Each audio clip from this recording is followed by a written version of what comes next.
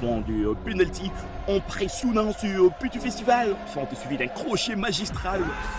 Mbappé qui accélère. Il se cherche la fenêtre du tir, peut-être. Laissez-la compter sur ces jaillissements de la défense adverse. Attention avec ses tacles autoritaires. Une faute en pleine surface de vérité. Il y aura bel et bien penalty. Penalty. L'arbitre qui va indiquer le point de penalty. Et attention avec la couleur du carton. C'est le rouge. Il va prendre ce petit bistol. Oasis Sport. Oasis Sport. Oasis Sport. Oasis Sport. Oasis Sport. Salut auditeurs passionnés de sport. Nous ouvrons ce journal de sport ici à Ville de Béni où la 11e journée du championnat de la tente urbaine de football de Béni pour la saison 2024 et 2025 s'est poursuivie ce samedi 16 novembre avec des rencontres. En ouverture, le FC Mwangaza a été tenu en échec par les FC Mayamoto sur le score de 1 but partout. Dans l'autre rencontre jouée à 15h30 minutes, le FC Ingasport s'est incliné face à l'Olympique Club en David sur le score de 1 contre 2. Des matchs restent à jouer pour la clôture de cette 11e journée qui marquera également la clôture de la phase aller. Le FC Bana Aigle affrontera Renaissance tandis que Benisport croisera le fer avec son homonyme Umoja Academy. Ces rencontres promettent des spectacles et pourraient bouleverser les classements avant la trêve. À Béni toujours, le secrétariat de l'attente urbaine de football de Béni informe que la réunion initialement prévue ce dimanche avec le secrétaire des équipes de la 2e division est annulée. Cette décision fait suite au décès de l'épouse du premier vice-président de l'attente urbaine de football de Béni, dont l'enterrement aura lieu ce même dimanche.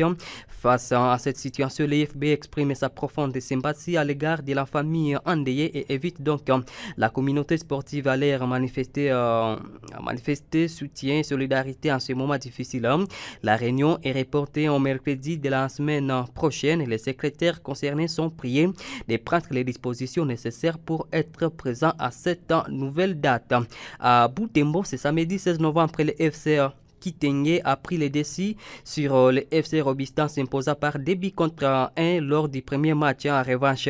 La seconde rencontre entre le FC Imana et la jeunesse sportive de Boutembo a été marquée par des incidents regrettables. Après la lourde défaite de 5 buts contre 0 du FC Imana, des joueurs ont contesté une décision arbitrale, ce qui a conduit à des violences envers l'assistant numéro 1. Ces événements ternissent ainsi une journée riche en actions sur le terrain et des sanctions pourraient suivre pour éviter de tels débordements à l'avenir. Ligue des zones STB, le FC était celle de Katouan, représentant du Grand Nord Kivu a manqué son entrée à Ligue D ce samedi 16 novembre 2024. Malgré une pré-saison impressionnante et un effectif prometteur, les jaunes et verts de Boutembo ont été battus par l'Académie Réale de Bukavu sur le score de 0 but contre 1. Après la défaite du premier représentant du Grand Nord, 3 autres seront sur scène ce dimanche 17 novembre à Goma au stade de l'unité. L'Athlétique Le Kapako de la ville de Béni signera son entrée face à Lancé Mungano de Bukavu. Ça sera à 13h de l'est de la RDC. Moudimbe Mbaya, l'entraîneur principal de cette formation, explique son équipe que son équipe n'est pas à Goma pour une balade, plutôt prouvé qu'à Béni il y a aussi de football malgré tout ce qui s'y passe dans cette région. On l'écoute dans cet élément sonore. L'équipe Kapako est déjà là, ça fait au moins une semaine. Nous avons un effectif très complet. Nous sommes là, ce n'est pas pour une promenade de santé. Nous sommes venus jouer un championnat de division 2. Et comme ça faisait longtemps, ça fait au moins depuis 2018 que Kapako était ici à Goma. Ça fait au moins plus de 6 ans que Kapako ne retrouve plus la pelouse du stade de l'unité. Cette fois-ci, on est là, on est déterminé. Et nous avons une grande détermination pour essayer de donner le meilleur de soi-même dans ces championnats. Nous nous comportons très bien, la santé est bonne. Sur les plans physiques, techniques, sur les plans tactiques, sur les plans mentaux, on est à bonne et du fort. Mais j'espère que demain, on ne sera pas dessus. Comme j'ai les jeunes joueurs et talentueux, demain ils vont montrer leur qualité de jeu. Et dans les stades, Donc demain, nous avons à Quinte. Mongano, c'est une équipe que Kapako a déjà joué avec. On les connaît très bien.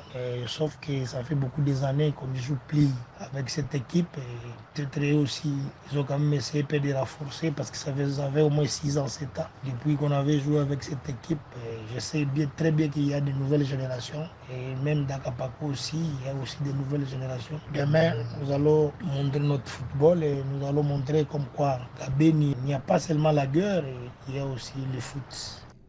Précisons que ces matchs seront suivis en direct de votre chaîne, la radio Aziz Konko FM TV. 2 heures après de cette rencontre, l'Union sportive Sokozaki a des contrats contre l'AS Kabasha de Goma dans un match qui annonce des étincelles parallèlement à Bukavu. L'AS Nyuki de Butembo jouera contre les FC Moulazo. Ça sera au stade de la Concorde de Kadoutou. Terminons à l'Inafoot après 3 tentatives effectueuses à domicile. L'association sportive Dauphin Noir de Goma a enfin décroché sa première victoire sur cette terre. Les tricolores de Goma l'ont emporté devant Céleste FC de Manaka 1-0. Dans l'autre rencontre de la journée, la formation des FC Tanganyika a largement battu AS Simba 4-0.